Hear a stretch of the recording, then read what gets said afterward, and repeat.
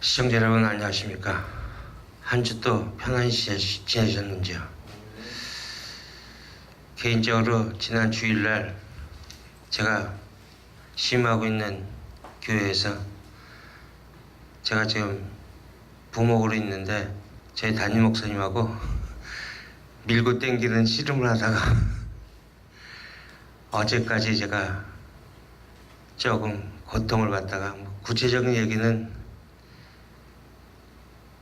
저희 담임 목사님이 조금 누가 될 것 같아서 교회 이름은 예전에 제가 메시지를 전하던 방송을 보시면 나올 텐데 찾아보지 마시고 그냥 그렇게 한 주를 보냈습니다.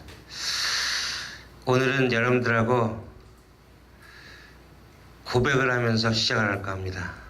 어떤 고백이냐고요? 우리가 전부 강도였구나 라는 그런 고백을 하면서 그렇게 시작할까 합니다. 신약의 최초의 순교자는 예수님 옆에서 십자가에 달린 강도들이었습니다. 우리 모두는 다 강도입니다. 왜냐하면 우리는 하나님의 나라, 하나님의 것들을 모두 다 우리의 것이라고 우기면서 그것을 우리가 갖고 살고 있으니 우리는 모두 다 강도 맞습니다. 그러니까 오죽하면 이스라엘의 이름 야곱이 강도였겠습니까? 영적 이스라엘이 교회이기 때문에 우리 모두가 강도인 것입니다. 단지 구원받은 강도, 구원받지 못한 강도일 뿐입니다. 그것이 예수님 옆에 달린 두 강도의 이야기입니다. 우리는 그 강도처럼 십자가에 달려 죽어야 합니다. 이것이 우리의 역사의 결국인데 그 중에 한쪽에게 성령이 임하여 그냥 살려내는 것입니다. 그렇다고 그들이 역사 속에서 안 죽느냐? 그렇지 않습니다. 그들의 실체를 폭로당하고 죽는데 한쪽은 맞습니다. 저는 죽어야 할 죄인입니다. 이렇게 인정하는 성령이 가입한 자고 한쪽은 당신이 구세주라면 나를 구원해봐 이러면서 예수님을 조롱하며 비웃는 자인 것입니다. 갈라디아서 5장 24절로 가보겠습니다. 그리스도 예수의 사람들은 육체와 함께 그 정과 욕심을 십자가에 못 박았느니라. 성도는 모두 예수님 옆에서 똑같이 십자가에 못 박힌 것입니다. 예수님 십자가 옆에 달린 강도 안에 우리를 전부 다 집어넣으십시오. 그 강도가 왜 십자가에 달려 죽었습니까? 강도라 죽었습니다. 나를 위해 하나님일지라도 이용한다는 것입니다. 따라서 성도는 반드시 하나님이 저 강도 맞습니다라는 자각과 시인이 있어야 합니다. 선해 보이는 일을 통해서도 저의 가치와 명성과 보람과 인기를 위해 하는 자입니다. 라는 그런 진실 어린 자각과 고백을 하게 만드는 것이 믿음의 역할입니다. 그 구원받은 강도는 자기가 죽어 마땅을 자라는 것을 알았습니다.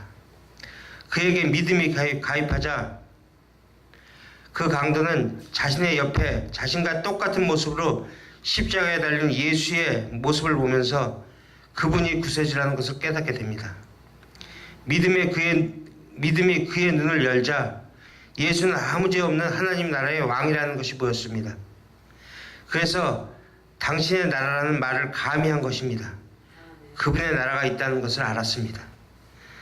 당신의 나라 임할 때 자기를 생각해달라고 아무것도 한 것 없어 면목은 없지만 당신 나라 임할 때에 자기를 생각해달라고 하자 예수님이 오늘 나와 함께 낙원에 있을 것이다 라는 얘기를 하십니다. 마지막에 그 고백을 우리가 죽음 직전에 가나안 입성 직전에 고백해야 합니다.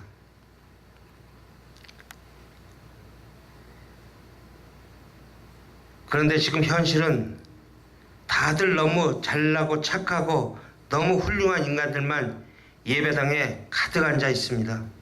그래서 예수님께 도움을 구하는 자들이 없습니다.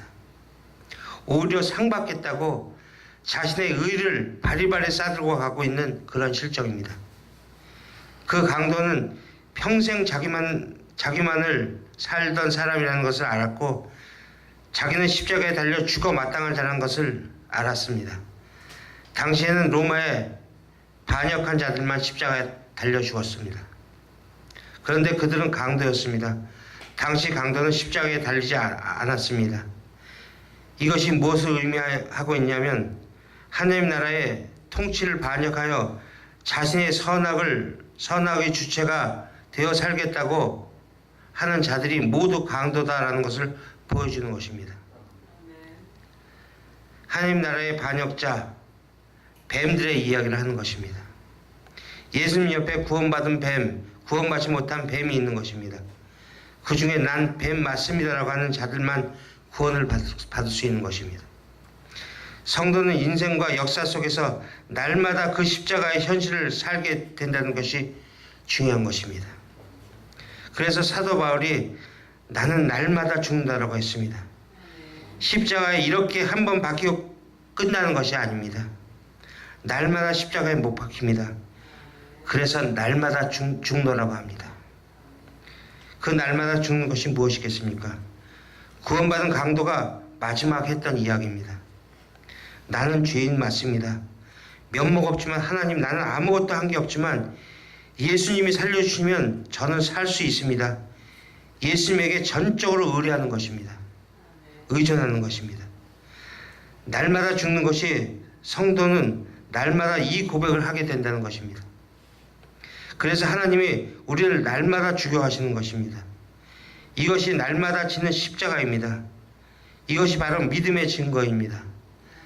나는 계속 없음의 자리로 내려가고 하나님의 은혜와 사랑만이 영광의 자리에 앉게 된다는 그 삶을 살게 되는 것이 믿음을 선물로 받은 자가 증거로 내어놓게 되는 삶인 것입니다.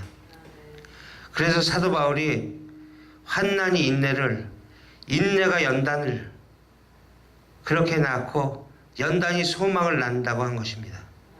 그래서 로마서 5장에서 소망은 우리에게 부끄럽게 하지 않는다라고 하는 것입니다. 로마서 5장 5절로 가보겠습니다.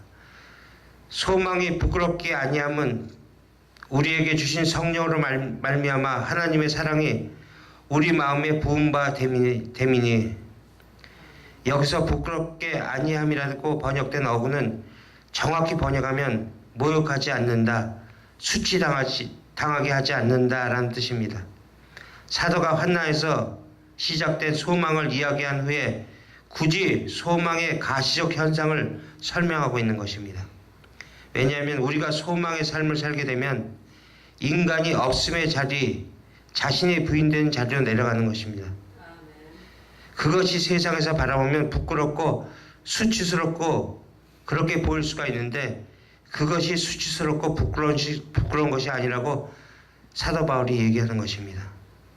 이 이야기는 성도가 믿음으로 의롭게 되는 구원의 현실을 올바로 이해하기 위해서는 반드시 환난이라는 터널을 통과해야 된다는 그런 말씀을 하고 계신 것입니다. 사랑하는 시청자 여러분, 우리 마음속에 늘 그 고통과 환난을 버거워하지 마십시오. 그것이 여러분들에게 주는 주님의 가장 아름다운 선물임을 깨달으십시오. 그 속에서 하나님께서 은닉해 놓으신 이 세상의 천국을 여러분들은 볼 수 있을 것입니다. 우리의 삶 속에서 그 환난과 고통 속에 그 아픔 속에서 주님의 말씀을 의지하면서 견뎌나갈 때 주님께서는 분명히 우리에게 이 땅에 은닉되어 있는 천국을 보여주실 것입니다. 그 축복이 여러분들에게 함께 임하기를 주 예수 그리스도의 이름으로 간절히 축원드립니다. 감사합니다.